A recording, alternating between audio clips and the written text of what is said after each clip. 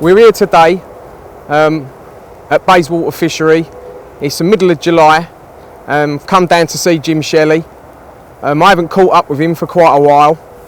I've been super busy the last 6 or 7 weeks. I haven't even fished a single night in this country, apart from the last 2 nights. I've just done 2 nights at Wingham, down in Kent. Fished quite hard, looking for the fish.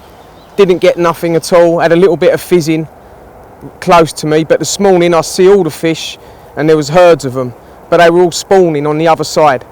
So I didn't fancy sitting there all day. So you done the right thing and left the water, didn't you? So what I've done is I packed up. There you go. I went round the other side, but I didn't waste my time. I put a big bucket of bait out. Good angling. A load of mixture of bait, a load of nutcracker, some empin there as well on a new spot.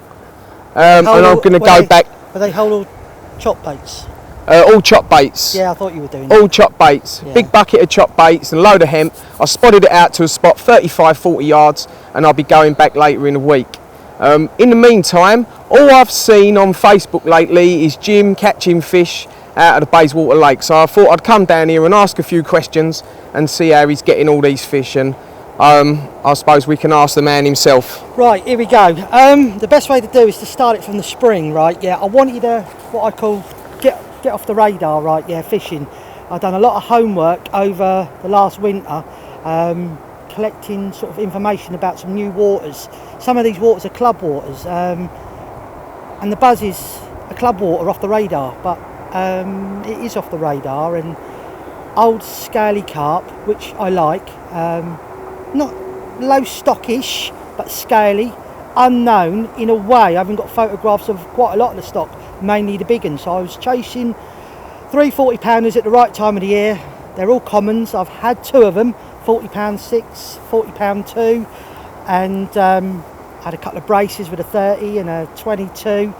But I'm chasing this fish called, dare I say it, flatback, right? Yeah, it's a black common, and before spawning it probably was about 42 pounds, so maybe 43 even, because spawning seemed to be prolonged this year.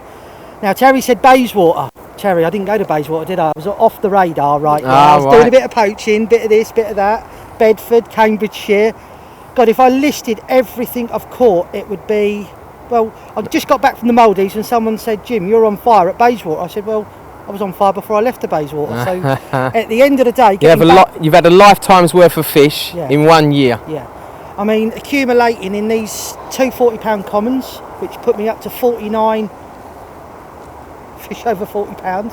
And to be quite frank and honest, I set myself a goal many years ago of 10 over 40 pounds. So knocking on the door with 49. I'm not going to divulge the weight of the fish because I want to keep it for my next book 3. But let's say it could be 48, it could be 52, right? Yeah, but off the radar from a water. Well, I didn't even know that fish was in there, and I clocked it, right? Yeah, caught it on a deadly nutcracker again. I'm not going to say how, what, or whatever, but it blew my brains, right? Yeah, and a few close friends come and done the photographs, and all I put out in the press is a bit like the Black Mirror. No pictures, but I've done a head on, right? Yeah, so no one knows nothing till this book comes out. And I've just kept on. Terry keeps trying to say to me, get on the spicy redfish or get on that tuna, but they're all very good baits, right? Yeah, but when you're happy with something, why break something that works? You've got a relationship with a nutcracker, haven't you? You know, Terry, I'm sorry, mate. I don't blame you. I'll see you what you're catching, Jim, and I think fair play. And I've been using a nutcracker myself the last 2 years, even though before then the nutcracker for me was just a winter bait. And the tuna and garlic and the red spicy fish, they were summer baits. But again, what did I bait up with this morning? Yeah, nutcracker. There you go. Says it all, doesn't it? It's deadly. I mean, you know, you've only got to follow the Facebook page. Yeah. And it will show you, simple. Right, yeah, how many people are catching on this. You look on other companies' Facebook pages and it's somewhat a bit embarrassing, dare I say, right, yeah, but it's carp, big or small, they're just having this bait. They're honestly having it. The emails we get, Jim, are unbelievable from people and sending us lists of fish that they've caught from lakes where they'd struggled in the past. Yeah, 100%. It's what I'm seeing all the time, and I found it myself when I fished this particular lake that I've been fishing, Wingham. I think this season they were saying there's probably been about 60 carp hooked up there, but when I thought about it, must be getting on for half of them has been on the nutcracker between me and a few other guys. Yeah. So it just shows you how dominating that bait is. Yeah. I mean, I've been mostly fishing, like mostly 14s, but coming to the Bayswater part now, even though I've been to the Warpack and had a few out and had fish to £40 on tuition, right, yeah, I've gone back to the dark side. Dark side, sorry, right, yeah, What's that, Essex? yeah, don't, for God's sake. But dark side, it's what I call a bottom bait setup, and it's Bayswater is normally very, very weedy, like a football pitch, right, yeah. For some reason, weed goes in cycles, and this year seems to be no real weed. So you can cast around with bottom bait setups and big leads, right, yeah.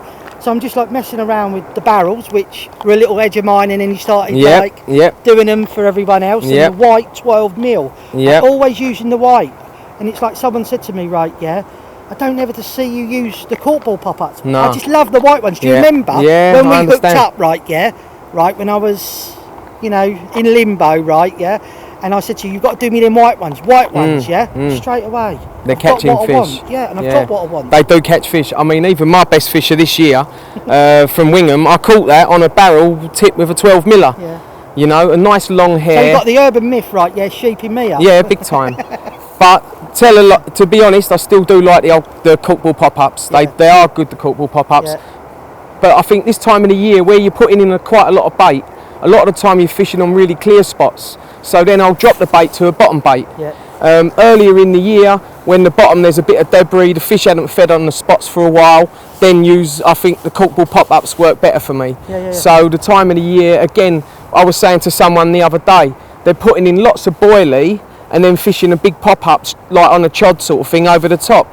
And I always try to mimic the way I'm fishing with the fish that I'm fishing for. But sometimes you can't always do that with the bottom, can you? Heavy weeds. No, of course. Right, yeah, leaf litter, silt, etc. But, you know, a longer hook link, a PVA bag. Can do the same. I mean, people say to me, PVA bags, why are your bags not all tight? Well, I like to keep the oxygen in, right, yeah? So when that lead is going down, because I like to use mostly a big lead, 4 to 5 ounce, that bag is hanging up. And before it drops like a parachute. Slow it down before it hits the bottom, so it settles nice. Yeah, so we mustn't give away too many edges here. You know what I mean? No, that's definitely one. But what I'm